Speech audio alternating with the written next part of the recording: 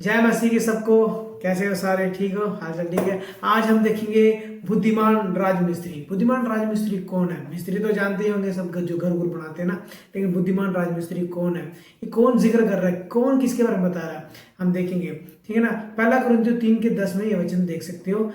पौलुस कहता है कि कुरिन्थी लोगों को, परमेश्वर के अनुग्रह से मैंने बुद्धिमान राजमिस्त्री के समान नींव डाली, लेकिन दूसरा आकर उस पर रद्दा रखता है। अब इसका मतलब क्या है कि पौलुस ने कलीसिया स्टार्ट करी, हाँ ठीक है, कलीसिया शुरू किया, वहाँ पे लोग हैं, विश्वासी लोग हैं। लेकिन जब पौलुस कहीं और चला गया तो किसी और ने आके वहाँ पे स्टार्ट करने लग गया होगा, या फिर पौलुस के जो विश्वासी लोग हो, किसी और जो सेवक लोग, चेले होते ना, उस टाइम तो चेले बहुत हो गए थे, तो किसी और चेले के पास चले गए होंगे। तो इसलिए बोलता है कि मैंने नींव डाली, बुद्धिमान राजमिस्त्री के समान कोई दूसरा का रद्दा रखता है। ठीक है, अगर वो सोना चांदी बहुमूल्य पत्थर का रद्दा रखता है, यानी कि बिल्डिंग बना रहा है, बिल्डिंग कंस्ट्रक्शन, तो कोई चक्कर नहीं है। लेकिन अगर घास फूस रखता है तो देखना पड़ेगा, क्योंकि जो विश्वासी मैं चला रहा हूँ, पास्टर जी, जो विश्वासी मैं चला रहा हूँ, अगर वो सही चल रहा है, लेकिन आपके पास आने के बाद भटक गया, तो कुछ हो गया, तो आप सही ढंग से नहीं चला रहे, तो ठीक है ना, आपको लेखा देना पड़ेगा। बुलाया हुआ बहुत है लेकिन चुने में कम है। परमेश्वर ने किसी पासवान को चुना है, तो क्यों चुना है? सेवकाई के लिए, कि वो नए नए व्यक्तियों को, नए नए लोगों को उद्धार दिलाए, प्रभु यीशु मसीह के बारे में बताए और चर्च स्टार्ट करे। लेकिन वो क्या करते हैं? वो किसी और की नींव पर अपना रद्दा रखते हैं, मतलब अपनी बिल्डिंग बनाना स्टार्ट कर देते हैं। आजकल यही तो हो रहा है। किसी चर्च में कोई 100 लोग रहते हैं और कोई दूर दूर से लोग, उनके विश्वासी आ रहे हैं, तो उस गांव में जो भी नया पासवान आता है, क्या करता है कि नया पास्टर, कि आप इतना दूर क्यों जा रहे हो? मैंने पास में चर्च खोली है, अभी नई नई चर्च खोली है, तो आप लोग वहां जो ना, अब कुछ लोग होते हैं जो भटकने वाली भेड़ें होती है, जो सच्ची भेड़ें होते हैं वो सच्चे चरवाहा का आवाज सुनते हैं, लेकिन जो भटकने वाली भेड़ें होते हैं ना, वो भटकते ही रहते हैं।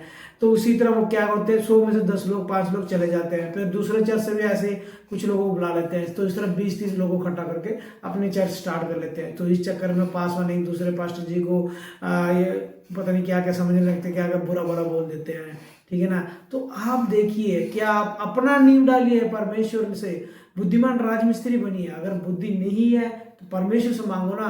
याकूब 1:5 में क्या कहते हैं आपको, कि बुद्धि नहीं तो परमेश्वर से मांगो, वो उदारता से देता है, संदेह किए बिना मांगो, क्योंकि संदेह करने वाला किसके समान होता है? लहरों के समान।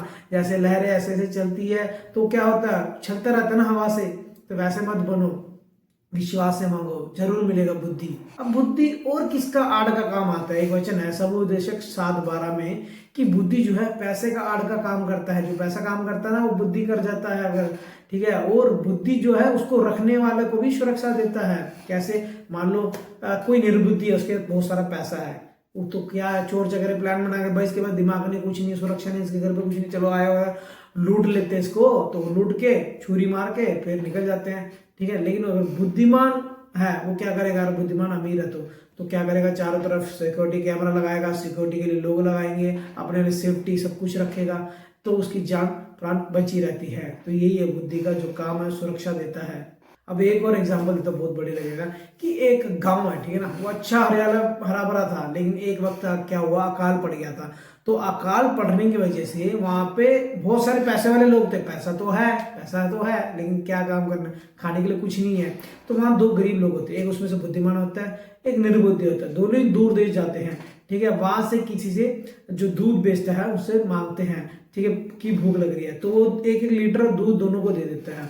अब निर्बुद्धि क्या करता है कि वो पी लेता है, पीकर आप बहुत दिनों से भूखा था, धन्यवाद करता हूँ करके पी लेता है, आगे का नहीं सोचता है। लेकिन जो बुद्धिमान होता है, निर्बुद्धि तो पी के चला गया, लेकिन बुद्धिमान क्या करता है, नहीं मैं भूखा रहूंगा, अपने गांव में पैसा तो बहुत है लेकिन खाने के लिए कुछ नहीं है, तो वो वहां लेके जाता है, वो बेचता है, फिर उसको फिर पैसे लेकर आकर फिर खरीदता है, फिर वापस आता है, क्योंकि फर्स्ट टाइम में तो फ्री में दे दिया था उसने, दूध वाले ने, लेकिन दोबारा थोड़ी ना देगा। अब दोबारा इस बुद्धिमान क्या करता है, ऐसे ही खरीदता है, फिर बेचता, खरीदता, बेचता, खरीदता, बेचता, ऐसा कर करके उसने क्या कर दिया, बहुत बड़ा दुकान खड़ा कर दिया। जो बुद्धि है उसको क्या दिया, सफलता दिया और अमीर बना दिया। निर्बुद्धि गरीब बना रहा, सड़ता रहा, वहीं पड़ा रहा।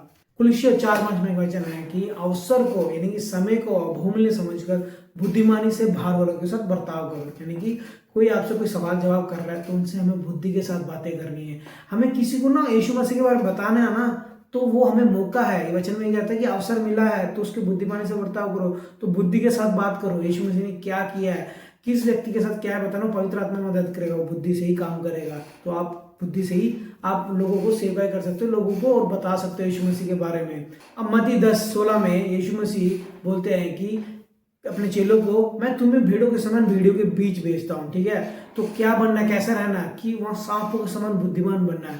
तो 23वें वचन में भी कहते हैं, अगर कोई नगर के लोग तुम्हें सताते ना तो दूसरे नगर में भाग जाना, ठीक है, वही मत रहना। तो ऐसे ही पौलुस भी क्या करता है, फिर तो हम 9 में देख सकते हो कि दमिश्क में जब वो रहता है तब वहाँ जब उसको लोग सताते मारने आते हैं, वो क्या करते हैं, तो शहरपनाह से टोकरी में बिठाकर उसे नीचे उतार देते हैं। तो इसी तरह अगर यूपी, छत्तीसगढ़, झारखंड में कोई सेवकाई करना चाहता है, वहाँ लोग सता रहे हैं, तो एक नगर को छोड़कर दूसरे में चले जाओ। तो ऐसी सेवकाई करते रहो जैसे प्रेरित लोग करते हैं। अगर नहीं, कुछ लोग होते हैं, अगर पास्टर ठहराया परमेश्वर ने कि पास्टर होना चाहिए, या पे कलीसिया होनी चाहिए, लोग आना चाहिए, जिन लोगों ने उद्धार पाया उस चर्च में आना चाहिए, तो वहाँ पर तो होना चाहिए। मान लो कोई एक पास्टर है, बहुत सक्सेसफुल हो गए वहाँ पे, ठीक है, बहुत सारे दान आ रहे हैं उनके, बहुत पैसा आने लग गया, लग्जरी गाड़ी ले ली, घर खरीद लिया, लैंड खरीद लिया, बहुत कुछ खरीद लिया, ठीक है। अब प्रभु कह रहे हैं सब कुछ छोड़ के चला जा, क्या वो जाएंगे? उसको तो यही डाउट हो जाएगा जिसने बात किया कि प्रभु ने मुझसे बात की, नहीं प्रभु ने दिया, प्रभु कैसे बोल सकते मुझे यहाँ से चला जा, कि दूसरे नगर पे जाके तू वो कर, वहाँ पर नाम मैं तेरे साथ हूँ, वो नहीं मानेगा।